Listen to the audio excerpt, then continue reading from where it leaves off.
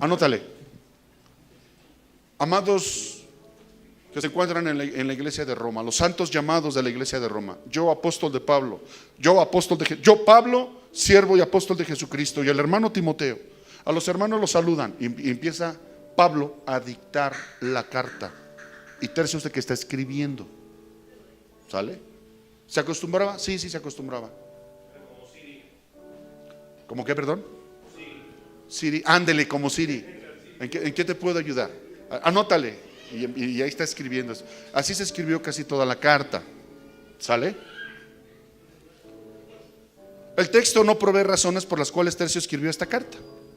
Simplemente Pablo quería enviar esa carta a los romanos para saludarlos, y en ese momento ¡fum!, fue tocado por el Espíritu Santo y empezó a dar una de las más hermosas enseñanzas de la doctrina cristiana. El nombre de Pablo significa pequeño. ¿Sabías eso? Pablo significa pequeño. Pablo fue designado apóstol a los gentiles. En el libro de Hechos, de Hechos capítulo 13, dice la Biblia que estaban y había en Antioquía apóstoles, profetas, y ministrando estos al Señor, ayunando. De repente habló el Espíritu Santo y les dijo: apártenme a Pablo y a Silas para el ministerio al que les he llamado. Y dice la Biblia que orando por ellos les impusieron las manos y los mandaron a los gentiles, los mandaron a los que nunca habían oído el mensaje de salvación. Pedro, Juan, Jacobo, ellos fueron los apóstoles de los judíos. Y Pablo fue designado, órale, con este Silas. Y después Apolo se les agregó también, que también era judío. Todos ellos eran judíos, todos ellos. Entonces Pablo fue enviado a anunciar el mensaje del evangelio a los que nunca habían escuchado nada de la Biblia, nada de las escrituras, nada de un Dios salvador. Esta carta, mis amados, fue escrita aproximadamente entre los años 57 y 58, o sea, 58 años después de Jesucristo. Casi todas las cartas que leemos en la Biblia del Nuevo Testamento, es más, incluyendo los evangelios, Mateo, Marcos, Lucas y Juan, fueron escritos después de 30 años. Después de 30. O sea, ¿no crees tú que el Señor Jesús murió, al tercer día resucitó y ya después se fue al cielo y los discípulos luego empezaron no tenían la idea, no tenían en mente ponerse a escribir?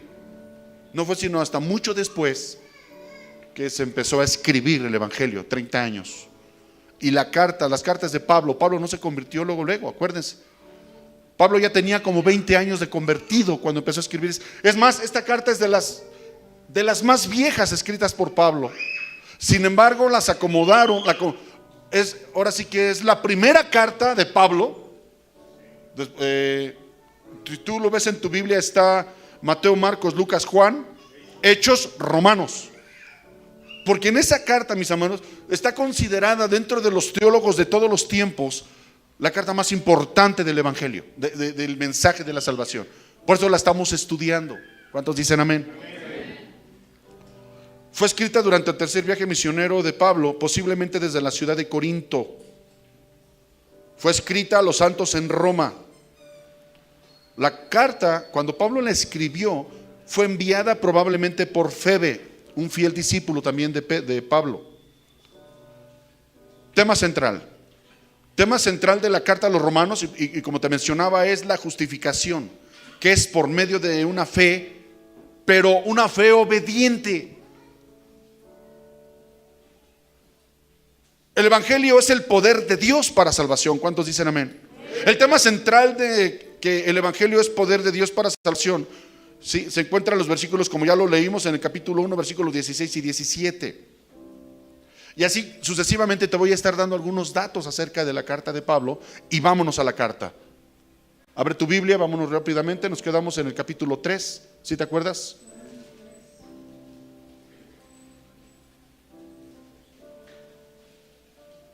Vamos a leer a partir del versículo 23. Ahí nos quedamos, ¿sí se acuerda? ¿Estamos listos? Por cuanto todos pecaron y están destituidos de la gloria de Dios. Romanos 3:23. Anótala, subráyala, apréndetela. Como te comentaba el martes pasado, y escúchame por favor, hay gente que te dice: no, es que yo no he hecho nada malo, es que yo soy bien bueno. Espérate, dice ahí que todos somos pecadores, todos hemos pecado. Pero fíjate lo que dice el versículo 24: pero son justificados gratuitamente por su gracia, mediante la redención que proveyó Cristo Jesús, a quien Dios puso como sacrificio de expiación por medio de la fe en su sangre.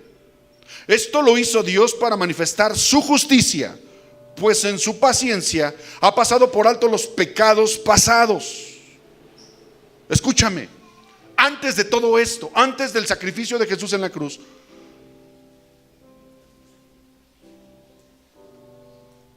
la gente se sujetaba a lo que enseñaba la ley de Moisés. Y para los judíos era la ley. El cumplimiento de la ley te llevaba a la salvación. Cosa que no es cierto, porque ni los mismos judíos, amados, ni los mismos judíos pudieron dar cumplimiento a la ley. Y dice la palabra que por un solo mandamiento que tú quebrantes, te haces culpable de toda la ley. Amados, la ley se escribió para que tú y yo nos diéramos cuenta que somos pecadores. Porque si la ley no dijera no mentirás, ahí me doy cuenta que yo he mentido y entonces confieso, me declaro pecador. ¿Cuántos dicen amén a esto? ¿Sirvió la ley? Claro que sirvió la ley. La ley se escribió, vamos dicho de otra forma, para que tú y yo nos demos cuenta de nuestra condición delante de Dios. Y que, como dice Romanos 3:23, podamos decir: por cuanto todos pecamos, por cuanto todos fallamos a la ley, por cuanto todos quebrantamos la ley, ninguno la libra. Y por eso dice aquí: pero somos justificados a través de la fe. Grábate esto, es a través de la fe. Y no solamente, como decíamos, no solamente es, no, pues qué padre porque yo creo en Dios. No nomás es decir que crees en Dios, es que confías en Dios. Es que cuando tú escuchaste el mensaje de la cruz, cuando tú escuchaste el mensaje del evangelio de la salvación, no solamente creíste, sino que también confiaste. Y no solamente confiaste, sino también obedeciste a la ley. ¿Cuántos dicen amén? Es obedecer los mandamientos. Jesús lo dijo, mis amados: si me amas, si me amas. ¿Cuántos aman a Jesús?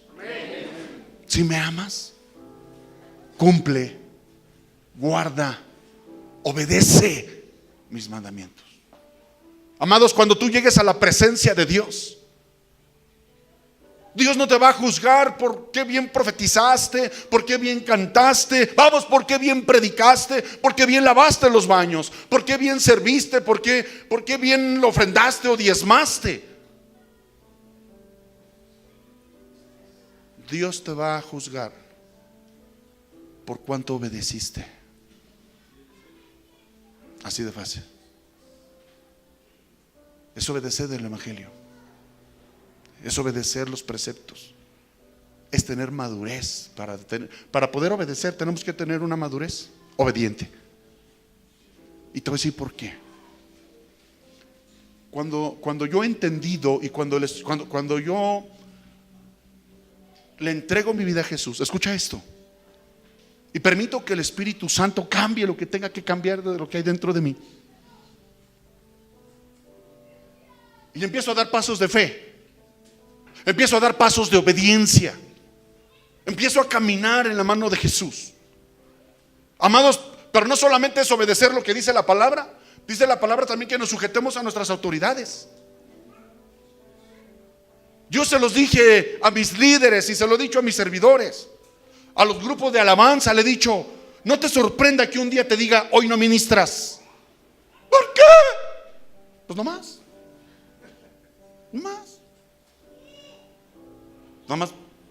Pues no más, o sea, para saber qué hay en tu corazón.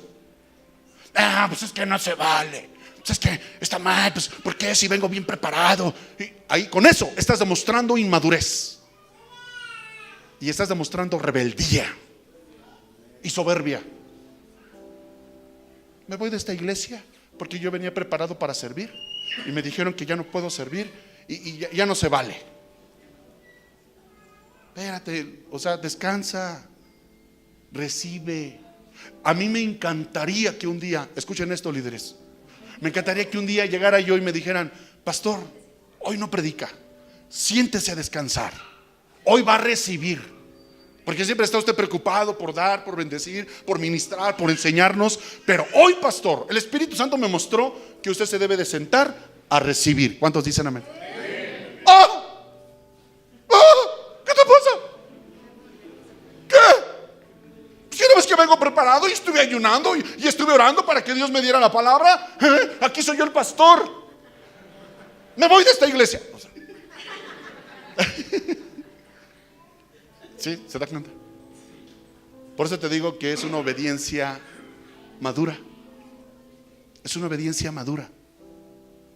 Es difícil obedecer, claro que es más fácil ser rebelde. Es más fácil ser rebelde sin causa. Es más fácil renegar, es más fácil rechazar. Es lo más cómodo. Pero para los espirituales maduros, para los entendidos, ¿sabes qué? Vamos a hacer esto. Ah, está bien. Hey, tú, alabanzo, no ministras. Vas a ministrar, pero desde tu lugar. Gloria a Dios. Porque sigo siendo miembro de alabanza aún estando del otro lado. Porque entonces, si me paro aquí enfrente y estoy con mi guitarrita, o no digo, para no echársele al Fernando el teclado, ¿me da chance? Estoy aquí con mi teclado.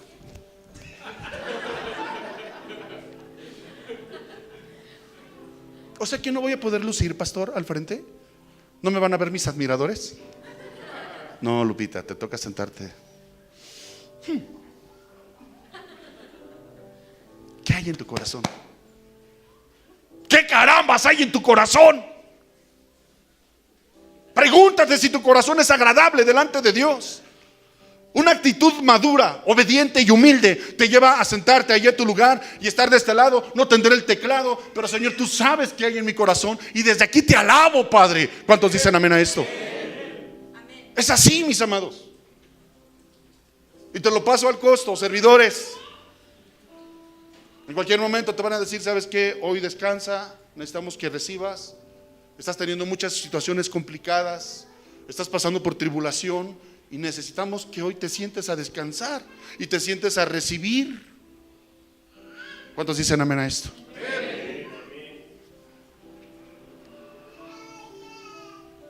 Fíjate, 26.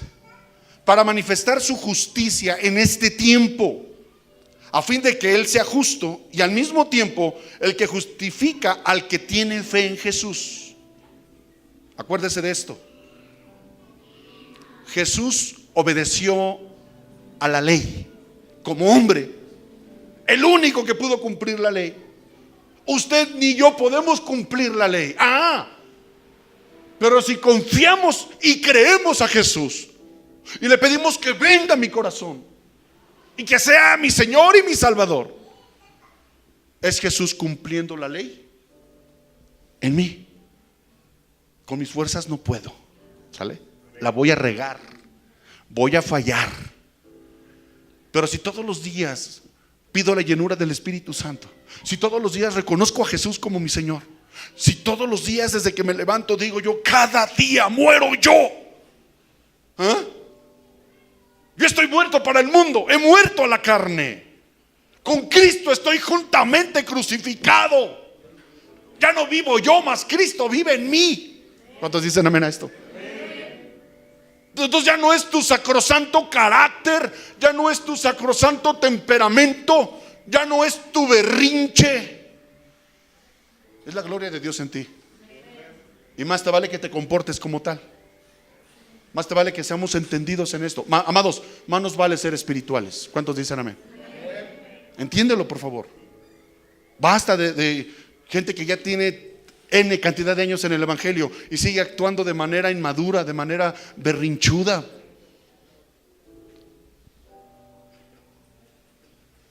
Sigo leyendo. Versículo 27. Entonces, ¿dónde está la jactancia? ¿Queda excluida? ¿Por cuál ley? ¿Por la ley de las obras? No, sino por la ley de la fe.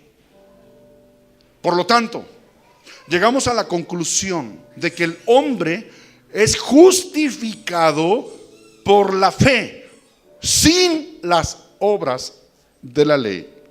Escúchame. El hombre es justificado por fe. ¿Sale? El creer en Jesús, el reconocer a Jesús, el confiar en Jesús. Mira, yo he puesto este ejemplo y lo voy a volver a hacer. Tiene mucho que no lo hago. Permítame un segundo.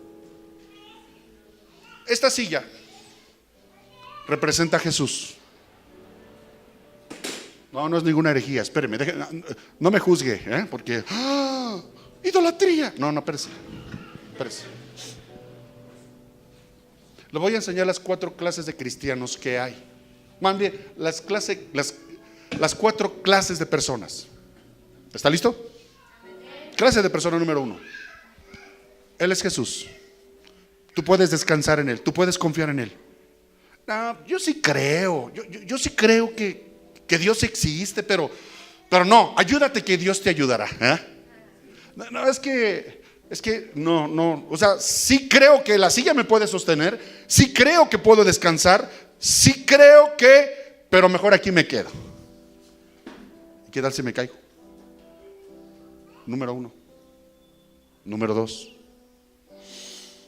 Ay, pues bueno, es que me han dicho tanto acerca de esto que pues bueno, voy a creer, pero nomás así como que por si se dobla, yo me sostengo, ¿no? O sea, confío, pero no, es que ¿qué tal si se cae la silla? Mejor aquí. O sea, sí me siento, pero como que medio siento. Sí me acomodo, pero como que con una aire de fuera, ¿no? O sea, así porque ¿qué tal si se doblega? ¿Qué tal si se cae? ¿Qué tal si se rompe? Aquí yo me apechugo y me apoyo en mi propia prudencia. Sale aquí. Quítame la silla. Ay, no vaya a pasar eso. Ay, aquí estoy, ¿no? Así hay muchos cristianos en las iglesias. Sí creo, pero medio creo. Sí, pero no. Tengo que cuidarme porque no, es que lo que yo logro, lo logro por mí. Gracias, Señor, porque me diste sabiduría, pero fue mi talento, fue mi habilidad, fue mi sabiduría la que me llevó a graduarme, por ejemplo. Otra clase de cristianos.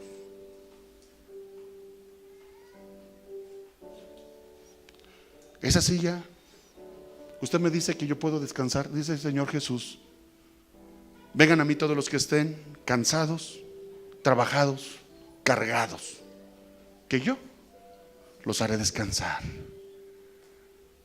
Miren a mí, que soy manso y humilde de corazón, y hallaréis descanso para vuestras almas.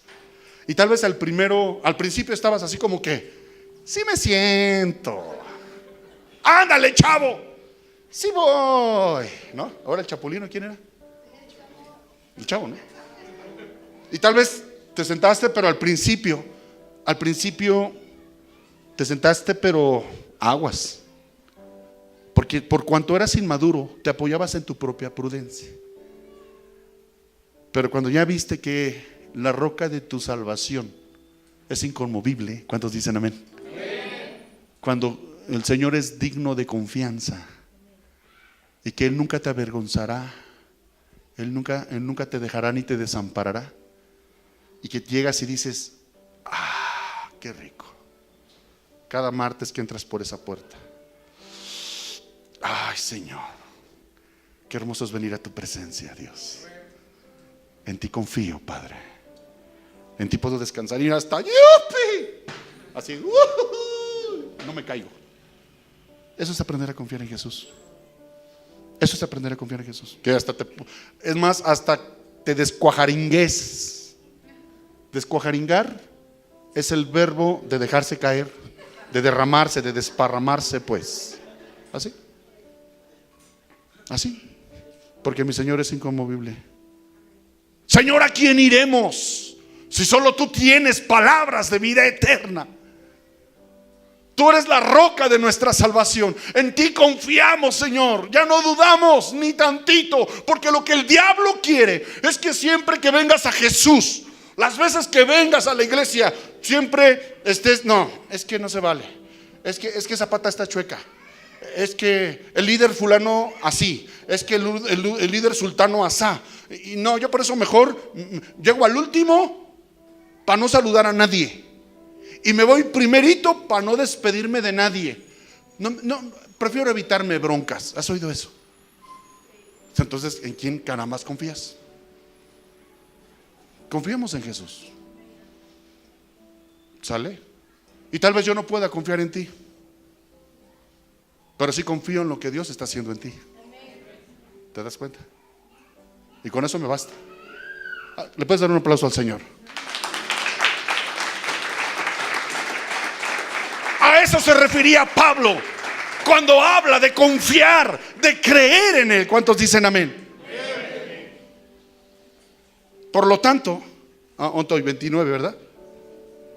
Bueno, vuelvo a leer el 28. Por lo tanto, llegamos a la conclusión de que el hombre es justificado por la fe sin las obras de la ley. ¿Acaso Dios es solamente Dios de los judíos?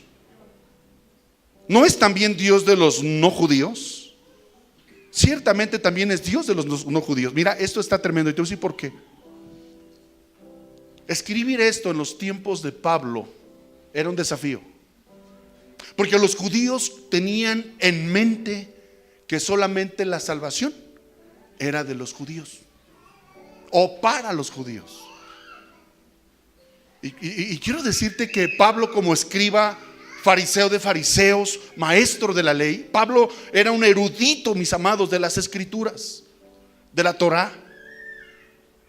Y él sabía todo este contexto, pero también sabía, cuando él persiguió a la iglesia, cuando él fue el James Bond de los cristianos, dicen por ahí que hasta tenía licencia para matar. Sí, y metía a los cristianos a la cárcel y niños y todo, y órale, los veía como una lepra, como una escoria. Pero Dios lo tumbó del caballo. Y cuando Dios lo levanta con toda la sabiduría que tiene, dice en la torre, es que Dios no nomás es Dios de los judíos. Oye, cuando en Isaías dice, te he levantado para que seas luz en todas las naciones. Cuando Dios le dice a Abraham, y haré de ti una nación grande, Génesis 12, y serán benditas en ti todos los judíos. ¿Qué dice? Todas las familias de la tierra, mis amados. Y en la genealogía de Jesucristo, como te lo expliqué la vez pasada, hay gente que no tenía nada que ver con el pueblo de Israel. Había una moabita llamada Ruth, hija de Noemí. Bueno, Noemí la quería como su hija, pero era su yerna. ¿Cómo se dice? Su nuera. Ok, es lo mismo. No era nuero. Y más adelante nos damos cuenta que cuando llegan los dos espías para la toma de Jericó, y una mujer ramera, una prostituta, escondió a los dos espías y les dijo, tengan misericordia de mí, de mi familia. Esa mujer la tomó un hombre llamado, ¿cómo se llamaba? El que tomó a ver, teólogos, que tomó a esta mujer Rahab, y tuvo uno de los mismos espías, la tomó como mujer y tuvo un hijo, y fue integrada, fue insertada. O sea, desde el Antiguo Testamento, el que no era pueblo ya era insertado en el que sí era pueblo. Ese es el amor y la misericordia de Dios para con todos. ¿Cuántos dicen amén? ¿Quién levantó la mano? ¿Vi que alguien levantó la mano? Ahora no están muy participativos, que digamos.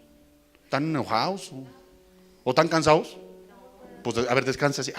Yo descanso en Cristo, porque los veo así como que medio serios. Acuérdense que es estudio bíblico, y se vale preguntar, se vale comentar, se vale aportar, se vale inclusive no estar de acuerdo, pero hágalo de manera correcta. Sí, ¿verdad? Yo no estoy de acuerdo. Espérate del verbo operar, ¿no? Bien, vamos a continuar. Entonces decimos, versículo, ¿dónde me quedé? Terminamos de leer el 29, voy al 30, dice: porque Dios, mis amados, es uno, y Él justificará por la fe a los que están circuncidados, y por medio de la fe a los que no lo están. Para los judíos era un trofeo la circuncisión. Es más, los primeros cristianos le ordenaban, le exigían a los que creían en Jesús que era necesario que se circuncidaran. Y Pablo dice: espérate. Hoy en el libro de Deuteronomio, lo acabo de leer, ya desde Deuteronomio, es decir, el quinto libro de la ley del Pentateuco, ya Dios habla de la circuncisión del corazón. ¿Cómo ves? De nada te sirve que te vueles el prepucio, de nada te sirve que te vueles el pedazo de carne. Si tu corazón no está circuncidado, de nada sirve. Y por eso Pablo les decía: ¿te circuncidaste? ¡Qué bueno! Si no te circuncidaste, pues qué bueno. Ante los ojos de Dios no es el más el que se circuncida, ni es menos el que no se circuncida. Y te lo comentaba la vez pasada también. Dios me mostraba eso, mis amados, que cuando tú te circuncidas del corazón es volar la carne. Es la carnalidad la que tienes que quitar del corazón. Es eso. Y yo te pregunto en esta hora: ¿verdaderamente estamos circuncidados del corazón? ¿Te das cuenta? Hay mucho que hacer, hay mucho que aprender. Y sabes una cosa, mucho que obedecer. ¿Cuántos dicen amén? Híjole, ese amén estuvo medio guango. Apenas estamos en martes y ya estás cansado, mi hermano. 31. Entonces, por la fe invalidamos la ley. De ninguna manera. O sea, podríamos pensar entonces que es justificados por la fe y no por la ley. Oye, ¿es tan importante la ley? Es tan importante que conozcas y que obedezcas la ley. Pero no eres justificado por la ley, eres justificado por la gracia. ¿Cuántos dicen amén? Entonces, por la fe invalidamos la ley de ninguna manera. Más bien, confirmamos la ley. Capítulo 4. ¿Estás conmigo? Esto me encanta. El ejemplo de Abraham. Entonces, ¿qué fue lo que obtuvo nuestro antepasado Abraham? Porque si Abraham hubiera sido justificado por las obras, tendría de qué jactarse, pero no delante de Dios. Pues, ¿qué es lo que dice la Escritura? Que Abraham le creyó a Dios y esto se le tomó en cuenta como justicia. Ahora bien, esto quiero hacer un comentario acerca de esto. Imagínate que Abraham, sus padres son idólatras, en Ur de los Caldeos, no conocía a Dios, y de repente Dios se manifiesta a él y le dice: sal de la tierra de tu parentela. Era un hombre rico, era un junior, tenía lana. Sí, tenía todo. No le faltaba nada. Y de repente algo Dios vio en Abraham y le dijo: sal de la tierra de tu parentela a la tierra que yo te mostraré, y haré de ti una nación grande y te bendeciré, y serán benditas en ti todas las naciones de la tierra. Al que te bendiga yo lo bendeciré, y al que te maldiga yo lo maldeciré. Y dice la Biblia: y creyó Abraham a Dios y le fue contado por justicia. Número 1, obediencia. Repite conmigo: obediencia. Abraham tomó esa decisión de obedecer. Y la historia la conocemos. Se va con su mujer Sara, malamente se lleva a un sobrino llamado Lot y le causó más problemas que beneficios. Pero bueno, aquí el punto neurálgico de la historia es cuando Dios le dice, después de que toda la historia, Sara era estéril y llega la preciosa Trinidad y le dice: ¿sabes qué? Sara, tu mujer va a tener un hijo. Pero ¿cómo? Si ya había pasado la costumbre de las mujeres, era mujer estéril, y el Abraham, o sea, pues ¿cómo? Y Dios dice: para Dios no hay nada imposible. Sara queda embarazada y da a luz el hijo de la promesa. Era el tesoro, era el cosito de Abraham, Isaac. Abraham amaba de sobremanera a Isaac. La Biblia no lo menciona, pero te voy a hacer un comentario. Yo creo que Abraham estaba tan absorbido en el amor hacia Isaac, escuchen esto, papás, que empezó a descuidar su relación con la fuente de la bendición. Y dice la Biblia que Dios le dijo a Abraham: entrégame a tu hijo al que tanto amas, y me lo vas a ofrecer en sacrificio. ¿Qué harías, papá, si de repente al cosito que más amas, si de repente al chiqui chiqui, al cuchi cuchi, al tesoro, Dios te dice: necesito que me lo entregues? Y cuando ya Dios le había prometido que iba a ser el hijo de la promesa, cualquiera de nosotros, con esa actitud rebelde que tenemos: ¿qué te pasa, Señor? Pues estás viendo que mi mujer apenas, y yo apenas pude ese día, y tuvimos a nuestro hijo, y todavía te ocurre decirme eso. No es justo, Señor. No es bíblico, Señor. No es teológico, Señor. Aquí era la cuestión solamente obedecer. Aunque te parezca ilógico, aunque te parezca injusto, aunque te parezca irracional. Y agarra el chavito: véngase, mi hijo. ¿A dónde vamos, papá? Vamos a ofrecer un sacrificio. Y la Cheyenne, papá. Ah, no, esa es otra. Y se lo jala. Oye, pero ya Abraham tenía otro hijo. ¿Cómo se llamaba su otro hijo? Ismael. Fíjate, te voy a enseñar lo que Dios me reveló. Cuando ya se disponen a subir la montaña, le dice Abraham a los criados. Tenía su servidumbre, tenía sus criados, tenía sus choferes, tenía sus asistentes, tenía sus secretarios, tenía sus contadores, porque era un hombre muy bendecido. Y les dijo: ¿cómo se dice? Espérame tantito en inglés. Wait a moment, please. Y agarra al chavito y se sube a la montaña. Aquí yo le pregunto al Señor: Señor, ¿por qué te lo subiste solo? ¿Por qué Abraham subió solo al pequeño? ¿Qué hubiera pasado si hubiera subido Ismael? O sea, el otro, el hijo de la esclava.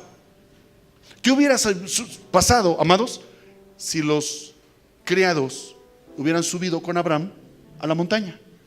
Imagínate por un momento llegar, imagínate que este es el altar, agarro a mi chavito y me dice: papá, ¿dónde está el cordero para el holocausto? Cállese, mijo, Dios proveerá. Y ya llegamos, limpio, barro, pongo las amarras.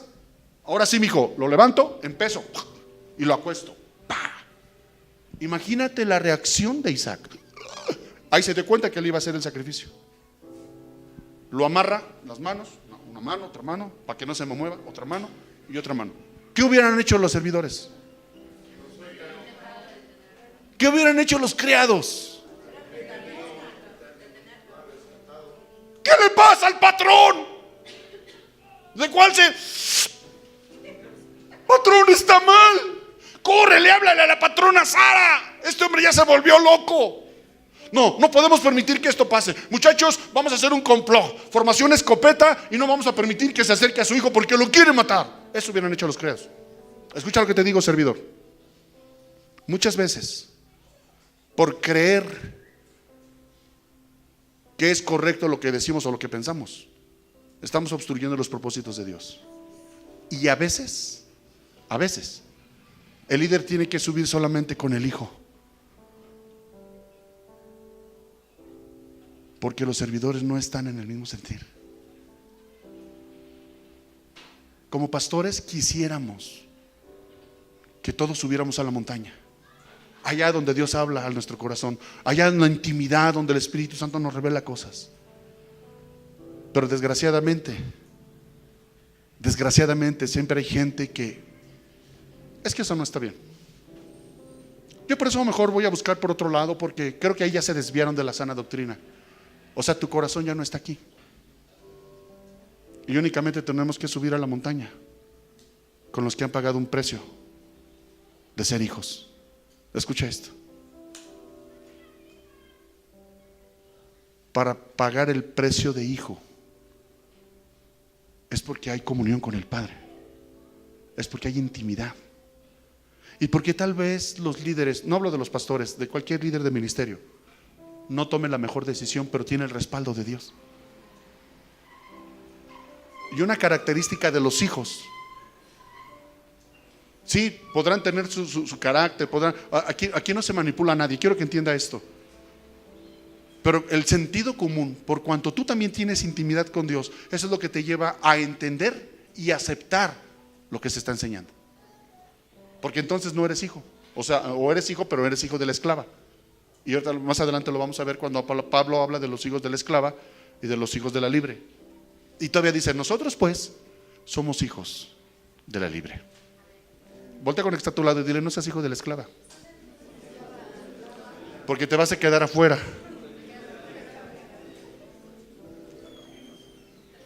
Fíjate que esto cuando Dios me lo mostró me quedé, ay Señor, qué complicado está esto. Me dice el Señor, todos son hijos.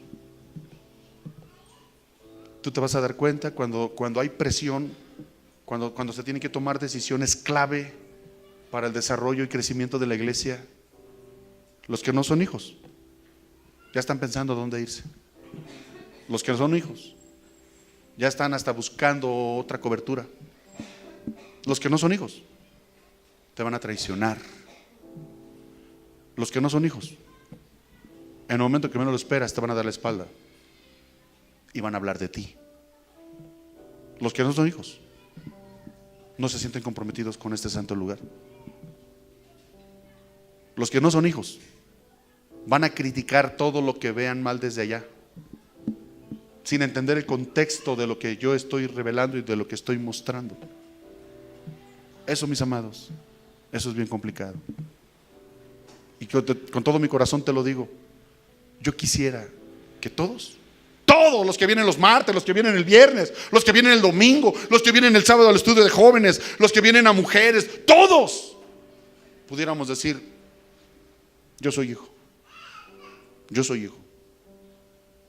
Sí tengo mi propio razonamiento, sí tengo mi propia convicción. Y te lo dije hace unos momentos, se vale no estar de acuerdo. Pero si tú nos permites explicarte y decirte por qué se toman las decisiones y cómo se toman, y a la final te vas a dar cuenta si era de parte de Dios o no. ¿Sí te das cuenta? Empiezan los comentarios, pastor, ¿cómo? ¿Ya 2 cultos? Pero si tan a gusto que estábamos con un solo culto. Siempre se ha hecho así, pastor. Nos resistimos al cambio, pastor. Qué egoístas somos. ¿Sí te fijaste cómo estábamos el domingo? No cabía nadie. Si logramos hacer 2 cultos, vamos a dar la oportunidad que más gente siga viniendo. Me gustaría escuchar a los hijos decir, pastor, aquí voy a estar, vamos a echarle fibra. Mi tirada es quedarme en el primer culto, pero si se ofrece algo para el segundo culto, cuente conmigo, pastor, porque sé que Dios se está moviendo en este lugar, porque sé que estamos viendo la obra de Dios en este lugar.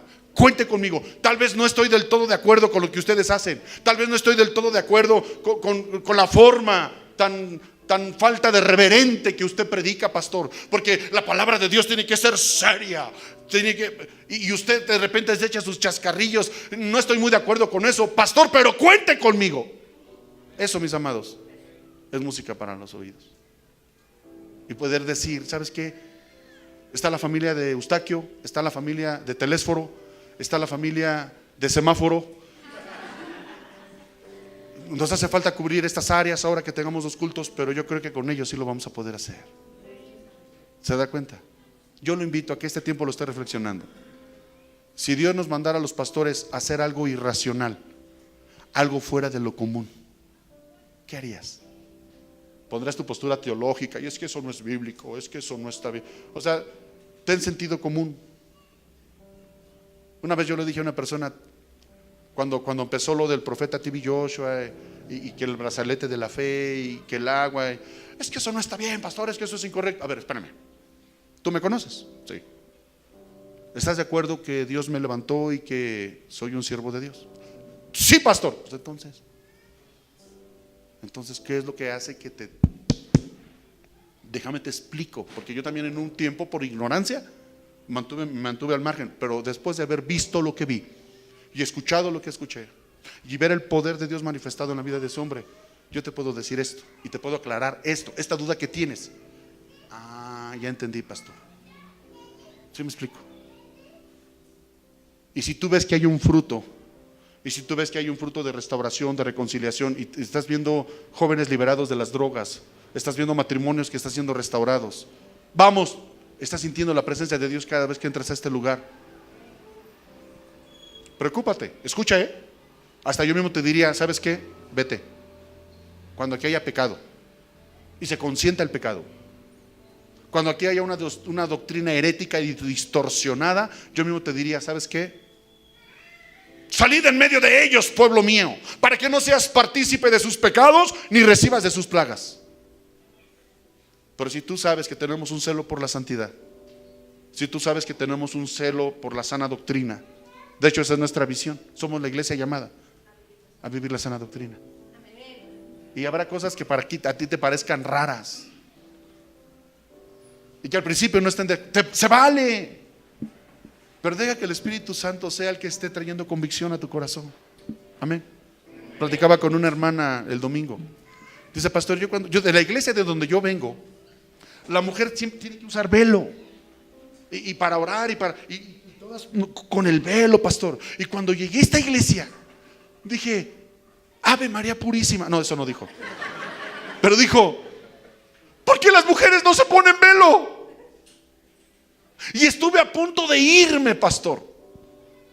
Pero cuando empecé a ver el mover de Dios, sentí la presencia de Dios. Dios me habló de una manera bien clara. Y todos esos dogmas, toda esa enseñanza que yo traía de mi antigua congregación, los pude ir haciendo a un lado. Ahora, pastor, pues ya ni velo me pongo yo tampoco, porque ya me di cuenta que mi salvación no depende de que si me pongo velo o no. Le digo, gloria a Dios, porque ya estás entendiendo. Y ya Dios te está convirtiendo en hija de esta casa. Sí, pastor, ya soy de aquí, gloria a Dios. Bien contenta la hermana, ya se está sirviendo en un ministerio.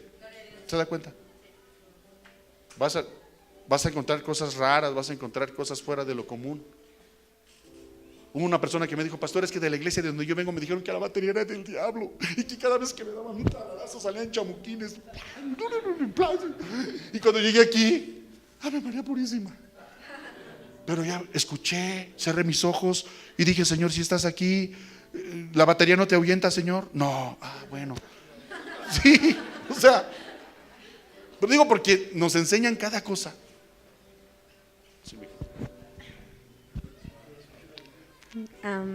esto creo que es muy importante porque no solamente se queda en lo que aprendes en la iglesia.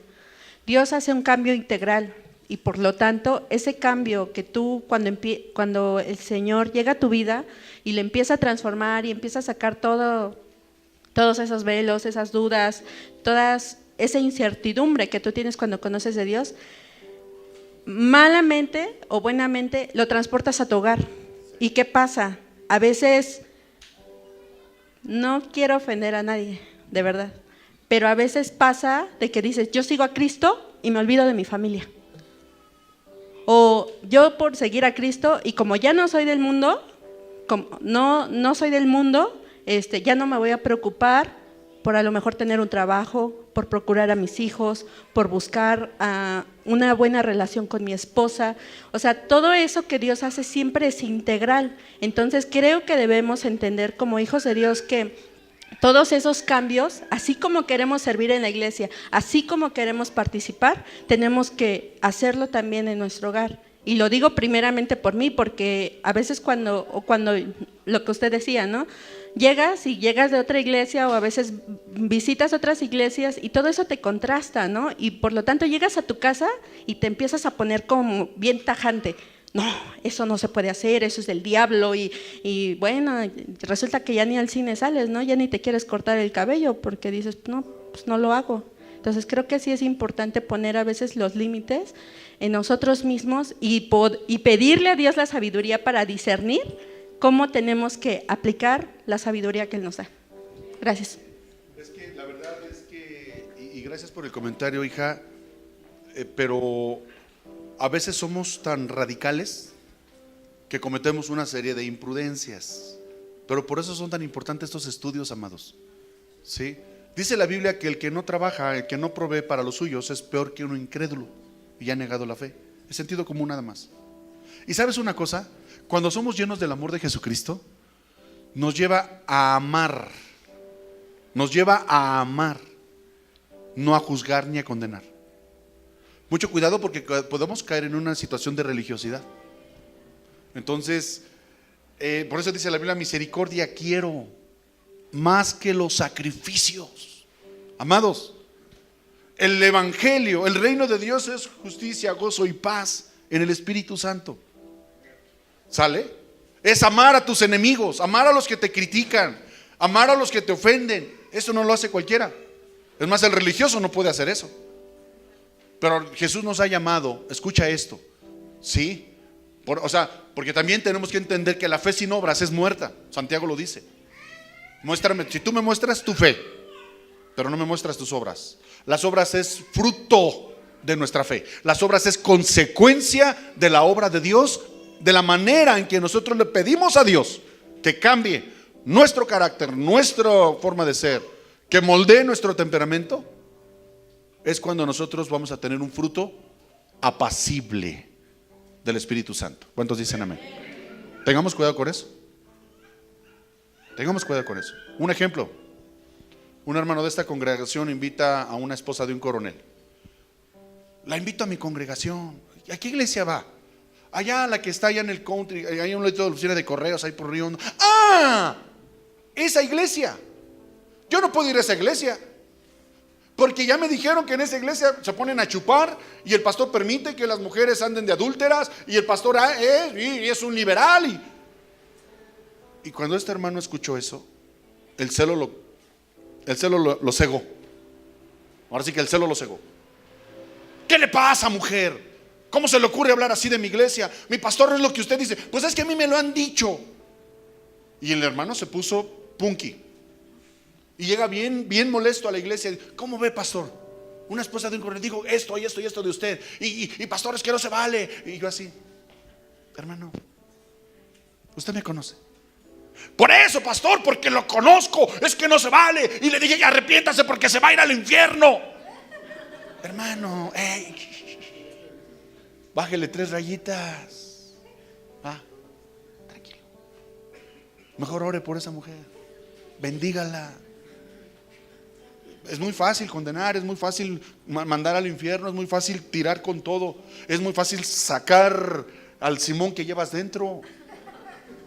Y es ahí donde tenemos que manifestar el fruto del Espíritu Santo y aclararle. Lo leíamos el domingo pasado en la prédica, que corrija con mansedumbre a los que se oponen, a ver si el Señor les concede la gracia para la salvación. No nos toca a nosotros. No nos toca a nosotros argumentar, defendernos, estar ahí. No, es que no se vale, porque dicen, es que no, ni siquiera lo conoce, ni siquiera ha venido a la iglesia para que pueda levantar un juicio. Hermano, tranquilo. Tranquilo. Usted sabe qué onda con esta iglesia. Vamos, usted es hijo, ¿no? Bájele, tranquilo, relájese. Ya se calmó. Se me quedó viendo como diciendo, chale, ¿de qué está hecho este pastor? Pues estoy hecho de la mano de Dios y por pura misericordia estoy aquí. Amén. Entonces fíjate. 2, porque si Abraham no hubiese sido justificado por las obras, tendría de qué jactarse, pero no delante de Dios. Versículo 3. Pues ¿qué es lo que dice la Escritura? Que Abraham le creyó a Dios y esto se lo tomó en cuenta como justicia. Ahora bien, para el que trabaja, su salario no es un regalo, sino algo que tiene merecido.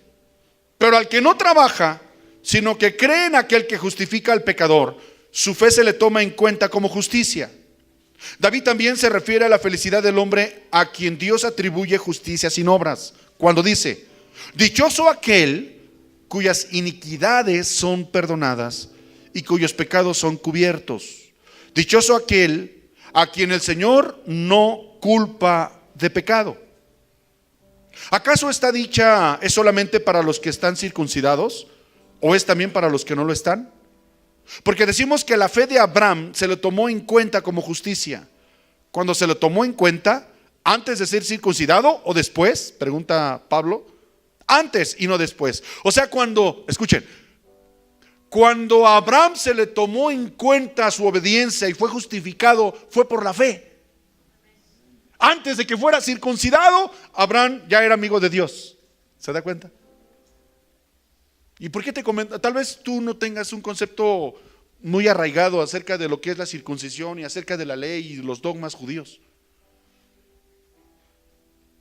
Es más, quiero decirte que desde que antes en la ley se estableciera acerca de los diezmos, por ejemplo, antes de que quedara estipulado en la ley, cuando Abraham venía de derrotar a los reyes amorreos y le salió al encuentro Melquisedec, sacerdote del Dios Altísimo, y lo bendijo Melquisedec, y Abraham, dice la Biblia, que le dio el diezmo de todo el botín. Antes de que se estableciera un mandato de diezmar, ya Abraham lo había hecho. Por eso Dios amó tanto a Abraham. Porque Abraham tenía una iniciativa, y ahora yo lo entiendo así, del Espíritu Santo, de que antes de que se estableciera o de que se decretara algo, Abraham ya lo había hecho. Abraham ya había obedecido. ¿Tú quieres ser amigo de Dios? Y con esto voy a terminar. ¿Cuántos de aquí quieren ser amigos de Dios?